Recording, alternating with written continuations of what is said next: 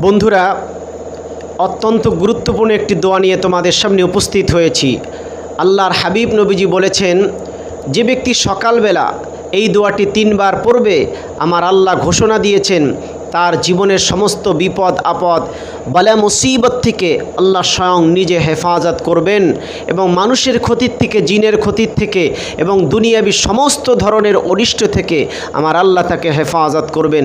দোয়াটি হলো বিসমিল্লাহিল্লাযী লা ইয়াদুররু মা ইসমিহি শাইউন ফিল আরদি ওয়ালা ফিস সামাই ওয়া হুয়াস সামিউল আলিম। এই দোয়াটি বন্ধুরা 3 বার তোমরা পড়বা।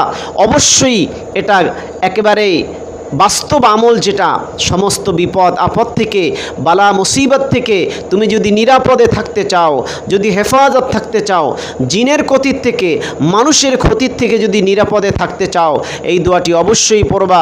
আল্লাহ পাক আমাদের সকলকে তৌফিক দান করুক, আমিন।